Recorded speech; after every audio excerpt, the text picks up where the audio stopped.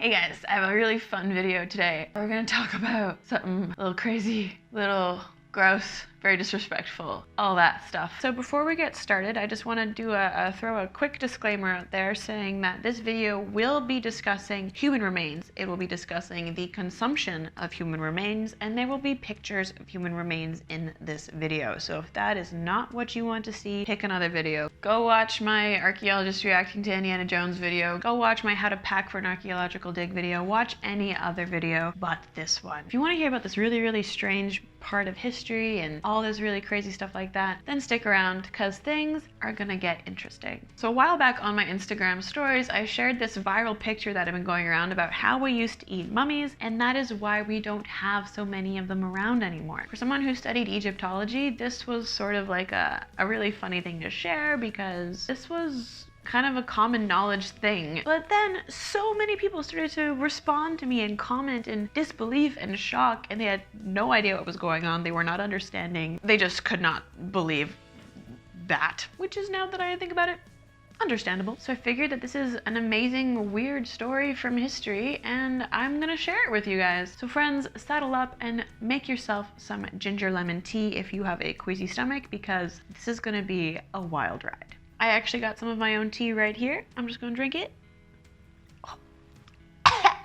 It burns, but it's good. When I tell you that in the 16th century, you could just roll up to your local apothecary and the weekly special would be powdered or broken up pieces of Egyptian mummy, you, being the very educated, well-read, scientifically abreast person that you are, would stock up, because you don't want to be without your mummy bits, trust me. You need those human remains to cure all of your future coughs, epileptic episodes, wounds, cataracts, toothaches, and of course to straighten out any eyelashes that are aesthetically unappealing to you. I could use that right about now, actually. How did this idea come about, you ask? What is the science behind the consumption of human mummified remains for medicinal purposes? How can someone even justify removing another human being from their final resting place in order to powder them up and sell them off for consumption? I'm glad you asked, because the answer is all about misinterpretation, something that a lot of weird history moments can be attributed to.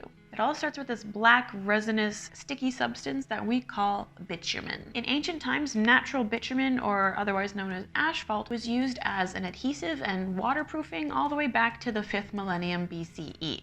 The Sumerians used it for mortar in between bricks. They used it to stick things inside of statues. The possibilities were endless. But this sticky black substance wasn't just useful for construction. It could also save your life. Persian medicine in the Middle Ages actually touted that poultices of bitumen could actually speed up healing of things like broken bones, gastrointestinal issues, contusions, and even respiratory diseases. Even earlier than that, Pliny the Elder was writing about bitumen in his work Natural History. He claims that bitumen can stop bleeding, heal wounds, drive away snakes, treat leprosy, cataracts, epilepsy, gout, fever. If you mixed it with soda, you could cure a toothache. If you mixed it with wine, it could cure diarrhea or a cough. And here's my favorite one. Apparently, if you mixed it with barley flour, it could actually mend together severed muscles. And that's not even the entire list, guys. That's just all I could really fathom to say about bitumen. This is the miracle drug. This is the chia seed. This is the superfood of the ancient world. Now, bitumen was also used by the ancient Egyptians for the mummification process, starting around the New Kingdom, and then it increased and increased over time until the Greco-Roman period in Egypt. This is because it was a cheaper material. So when mummification practices were going down, the art form essentially, this was a really good material for that. Also, it was very good for the less rich people. It was a great way to kind of preserve people, because it's like a resinous wax type thing, right? So it does actually make sense that you would use it in an embalming process. The primary resource for this naturally occurring bitumen for the Egyptians was in the Dead Sea. Here's the fun fact though. The Persian word for bitumen or asphalt is Mummia. This is derived from the word mum, which means wax. See where the wires can be crossed a little bit here? Yeah, it's happening. This led to the Romans using the word mummia for this bitumen wax as a drug, and then it has led to our English word of mummy, meaning an embalmed human. That's where it comes from, guys. Ta-da! Some linguistics as well. Archaeology's not just like digging up the dirt and, looking through some old books. There's so many different subjects that you have to take into account when you're looking at the bigger picture. Now, there's this physician from Baghdad named Razes. I think I'm pronouncing it right, I don't know. But he's dated from the 11th century, and he's credited for being the first person to use the word mummia to describe a bituminous substance. So you can see that bitumen had been established as a handy medical ingredient for centuries all over the world. It was trusted, widely used, and therefore very well known. Now, at some point throughout history, this naturally occurring bitumen started to be associated with this other black goo that was kind of appearing within Egyptian tombs. And when I say the tombs of Egypt, I mean that there was this black sticky substance that was kind of like coming out of the mummies, or there was like on the mummies, inside of the mummies, things like that. It was from, a naturally occurring decay process of the organic materials inside of the tomb. That pharmacist we were talking about, Razes, never actually specifically defined which mummia he was talking about in his works, i.e. either the natural tar kind or the dead body kind. So when his works were translated in the 12th century by Gerard of Cremona, mummia was actually translated as the substance found in the land where bodies are buried with aloes, by which the liquid of the dead, mixed with the aloes, is transformed, and it is similar to marine pitch. And this just wasn't Gerard, guys. There's another guy named Constantinus Africanus. He wrote similar things, and then his views were used by another guy named Marcus Platerius of Serrano, and he wrote that mummia is a spice found in the sepulchres of the dead. Mummia is a spice found in the orifices of the dead. This misinterpretation, this false definition, led to so many other works by Arab scholars being translated in this way, meaning that bituminous substances called mummia were now being specifically associated with mummified remains. So this is like this whole mess of incorrect translation, which has happened not just with mummia, but with like a ton of other things throughout history. Associating mummified bodies with medical bitumen like this went on for centuries. There's another physician from the 14th century named Matthias Silvaticus who was identifying the bitumen Iudecum something from the Dead Sea, and he even wrote that mummia is that which is found in the tombs of those embalmed, in which the fluid of the corpse dissolves with the aloes and myrrh in which the body is preserved. So all these guys were talking about mummy goo, essentially. The excretion of these bodies of the ancient Egyptians was given this like weird elevated status because the excretions were being mixed with all of the herbs and all the fine oils and things like that that were used during the embalming process. And people were not that crazy to start associating medicinal bitumen with mummification, because even though bitumen was only used in the later periods of the ancient Egyptians, like really smart people were writing about how bitumen was being used for mummification. We've got Pliny, we've got Strabo, we've got Diodorus.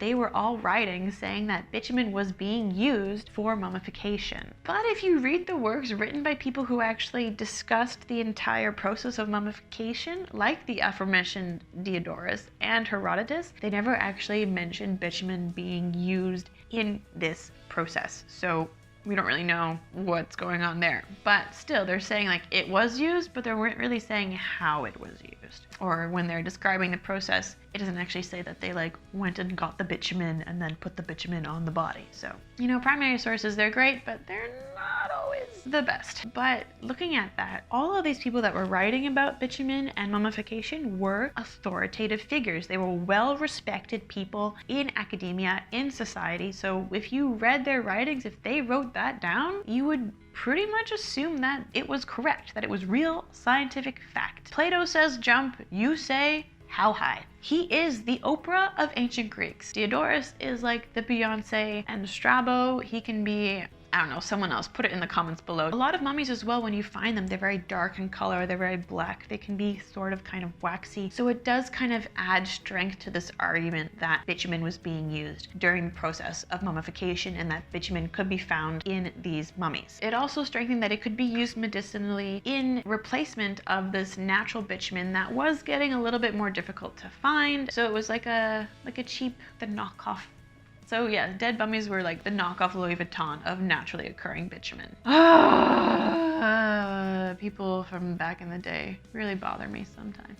So the assumption that was in everyone's mind was that the bitumen that could potentially be found in these ancient dead people would also be just as effective as the naturally occurring bitumen that you would find in the Dead Sea, for example. Of course, nowadays we know that bitumen was only used for mummification from the New Kingdom onward. So these people that were digging up mummies hundreds of years ago did not know that. And then you still have a bunch of mummies from the rest of Egyptian history that do not have bitumen in them. So for them, it was like a roll of the dice. Half the time you're going through it and you're probably not going to get any bitumen anyways. For the Egyptians, it was a cheap substance. So it was used for a lot of the poorer burials. And so it was kind of one of those things where you definitely could not guarantee that you would get bitumen inside of this body. Therefore, you couldn't really guarantee if you would be healed by this aforementioned amazing wonder drug if you consumed a mummy. So I don't really know what their success rate was with this eating of mummies and absorbing all this stuff and trying to cure all their ailments. No one really like wrote down, I was feeling sick today, so I took me some Mummia, and then like 20 minutes later, I was just feeling like myself again. I don't know. From what I've seen, we don't even know if it was that effective. Also, the reason that these mummies have this dark color is not always from the bitumen. Hence, that's why we have earlier mummies that did not have bitumen used during the mummification process with a similar color. It's because of the other natural resins and other materials that were used during the mummification process. This is their natural aging kind of coloration. That's what happens when organic things naturally age. You can see it with a lot of stuff. It goes kind of yellowy and darker brown, to like a dark black because of all the natural aging that it does. So that's why Egyptian mummies are that color. So how did we get from using actually natural occurring bitumen from Persia, from the Black Sea, to using mummies as a substitute? This is a great question.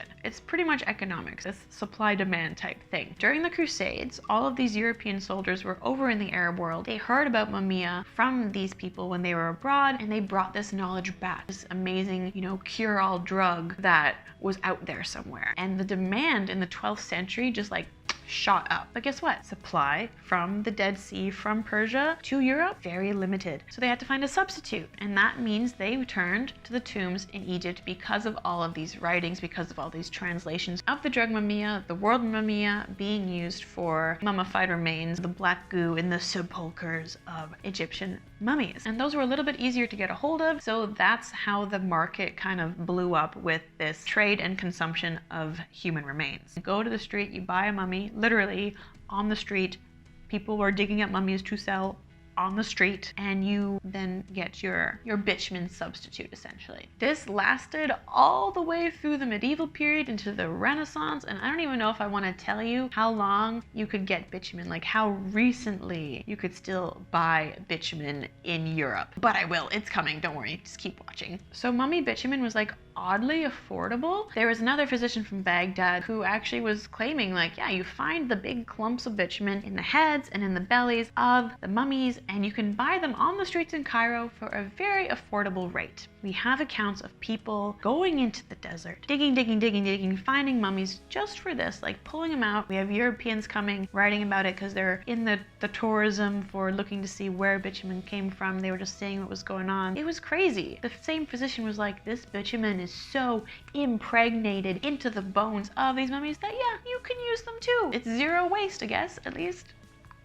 I don't know. The stock market kind of bubble peak of this trade of Egyptian mummies of Mummia kind of came to a head in the 1400s. People in Cairo were actually seeing like just how much money they could make off this thing. They were stealing bodies, they were boiling them down, getting all the goo that kind of rose to the surface after they were boiling it, and selling it at an extremely high markup to all of the Europeans really desperate to get their hands on Mummia. They weren't even using exclusively ancient mummies at the time anymore. They were just finding wayward travelers that got lost in the desert, things like that, and then the sand kind of naturally desiccated them. So if they were finding naturally desiccated bodies, and they were saying that the sand had purified them, this, that, the other thing, and those were also being used for Mummia. In 1580, one of these actual like English tourists to Egypt wrote, "The people of Egypt daily digged the bodies of ancient men, not rotten, but all whole. And these dead bodies are the mummy which physicians and apothecaries do against our wills make us swallow."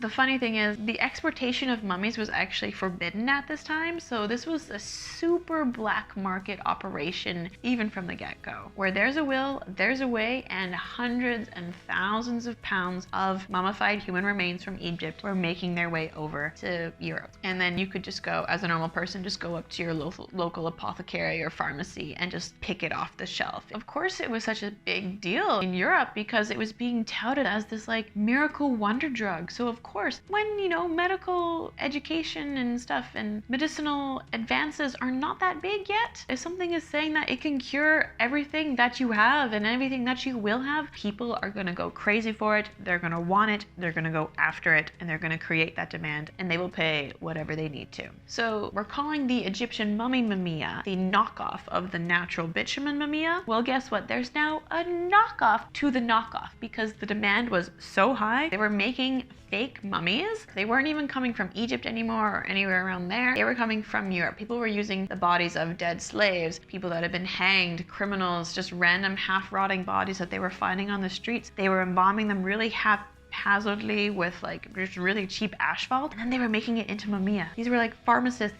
in Germany in the 1500s, the 1600s, just like poured it all in there, making this fake mummia because they just didn't have enough supply from Egypt. So that means half the time the mummia you would get from a European apothecary was just like some guy that died from leprosy that was thrown in a bunch of asphalt and then ground up. Eventually, of course, with, you know, the progress of time and more thought into things and ethical questions and all that stuff, in the Renaissance, people started to really question the consumption of human remains, as well as, you know, all of the medical benefits that it may or may not have. They started to go back to the Arabian scholars that were writing about it, and they realized, maybe we translated this incorrectly. Maybe it actually means the naturally occurring bitumen in the sea that naturally occurs. Maybe it's not just a dead body that has some black goo coming out of it. The thing is, Mummia was already so indoctrinated into society, it was everywhere. Like even Shakespeare wrote about Mummia. So it did take a long time for it to kind of make its way out of the medical canon, let's say.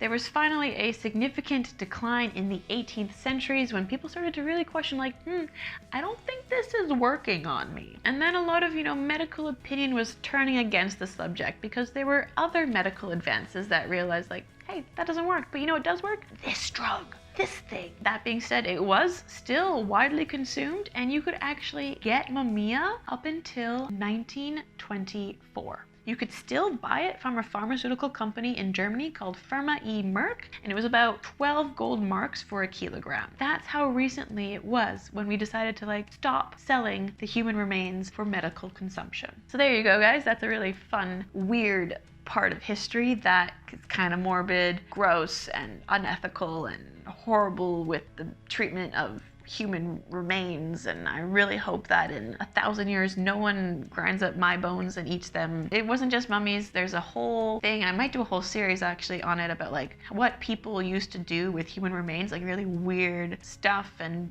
very disrespectful stuff if you're looking at it from today's viewpoint. So if you want to see that series, go like this video, go comment in the section below, let me know. It's kind of fun. That's why I love history, because it's ridiculous in so many ways. So I love it. Hope you love this video too. Go ahead and give it a like if you did like it. Don't forget to subscribe to my channel so you get to see all the other fun videos that I'm making. I want to give a huge thank you to all of my patrons here on Patreon. If you want to get some really cool, fun behind the scenes access to things, some free stuff like this mug or some stickers, anything like that, go become a patron on Patreon. It really does help me create these videos. Here are all my socials, and if you want a write-up, extra resources, I have a whole write-up on my website. I have links to things, I have book recommendations. The link is in my description below, and as always, stay dirty, my friends.